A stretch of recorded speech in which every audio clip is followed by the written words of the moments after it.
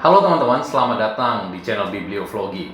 Di video kali ini saya akan membahas satu topik yang menarik, yakni apakah bayi yang meninggal masuk surga? Tonton terus videonya sampai habis dan jangan di-skip supaya tidak gagal paham.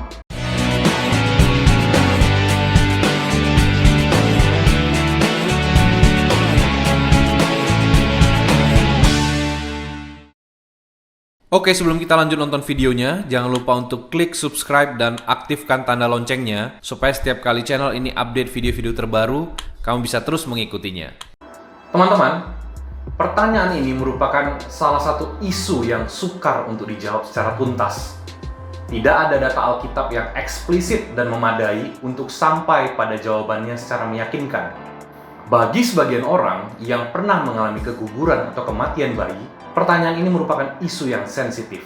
Kehilangan janin atau bayi sudah menjadi tekanan tersendiri yang luar biasa menyesakkan. Akankah mereka kehilangan bayi mereka kedua kalinya? Dalam arti bayi-bayi itu tidak akan masuk ke surga? Secara sekilas kita mungkin menduga bahwa bayi-bayi yang mati pasti mengalami hukuman kekal. Kita mungkin langsung teringat dengan teks-teks tertentu yang mengajarkan bahwa semua orang memiliki natur yang berdosa, misalnya dalam Mazmur 51 ayat 7, sehingga memerlukan kelahiran baru dalam Yohanes 3 ayat 3-5. Semua orang pada dasarnya secara natur merupakan anak-anak kemurkaan, Efesus 2 ayat 3b. Bahkan orang-orang fasik sudah melenceng dari rahim ibu mereka, dalam Mazmur 58 ayat 3. Kita juga mungkin teringat bahwa semua manusia mempunyai dosa asal dari Adam. Melalui satu orang, semua orang berdosa. Roma 5 ayat 12-21. Jika semua manusia mempunyai dosa asal dan berada dalam natur yang berdosa, bukankah keadaan yang sama berlaku untuk bayi-bayi? Jika benar demikian, bukankah sebuah hal yang masuk akal apabila dikatakan bahwa bayi-bayi yang mati tidak akan luput dari hukuman Allah? Kita perlu berhati-hati dengan penarikan kesimpulan yang terlalu cepat seperti yang saya sampaikan tadi. Ada data lain dalam Alkitab yang perlu untuk dipertimbangkan juga. Salah satu yang tidak boleh dilupakan adalah intervensi Allah dalam kehidupan bayi-bayi selama mereka di dalam kandungan. Tuhan sudah memilih Yeremia dan Paulus sejak dalam kandungan, misalnya dalam Yeremia 1 ayat 5 atau Galatia 1 ayat 15. Yohanes Pembaptis sudah penuh dengan Roh Kudus sejak dalam kandungan, dalam Lukas 1 ayat 15. Padahal dalam teologi Lukas, penuh Roh Kudus merupakan sebuah karya roh pada orang-orang yang sudah percaya. Dalam Mazmur 22 ayat 11, Daud mengungkapkan keyakinannya kepada Allah, "Kepadamu aku diserahkan sejak aku lahir, sejak dalam kandungan ibuku, Engkaulah Allahku." Data-data ini menunjukkan bahwa Allah mampu menyelamatkan manusia sejak mereka masih berada di dalam kandungan. Apa yang dia lakukan ini bahkan tidak terhalangi oleh keberdosaan mereka. Apakah semua bayi berdosa, pertanyaannya? Ya, benar. Alkitab sangat konsisten mengajarkan doktrin ini. Apakah keberdosaan ini menghalangi mereka untuk diselamatkan? Tentu tidak. Allah bisa memberikan anugerah yang khusus kepada mereka. Bukankah kita juga diselamatkan berdasarkan anugerah? Bukankah alasan kita masuk surga bukan karena ketidakberdosaan kita? Pertanyaannya, apakah anugerah yang diberikan Allah tersebut berlaku untuk semua bayi yang mati dalam kandungan? Nah, pertanyaan ini sukar untuk dijawab secara pasti. Sebagian orang meyakini bahwa semua bayi pasti diselamatkan dengan dasar Matius 19 ayat 14, juga Markus 10 ayat 14 dan Lukas 19 ayat 16. Biarkanlah anak-anak itu, janganlah menghalangi mereka datang kepadaku, sebab orang-orang yang seperti itulah yang punya kerajaan surga. Argumentasi seperti ini sulit untuk dipertahankan. Anak-anak di sini jelas bukan bayi-bayi. Mereka mungkin sudah bisa mengambil keputusan moral sendiri, sedangkan bayi-bayi tidaklah demikian. Di samping itu, anak-anak di sini berfungsi sebagai ilustrasi. Ungkapan orang-orang yang seperti itulah jelas mengarah pada kesimpulan ini. Orang-orang yang mempunyai kerajaan sorga adalah mereka yang seperti anak-anak. Maksudnya, memiliki kesadaran tentang keterbatasan dan kehinaan mereka.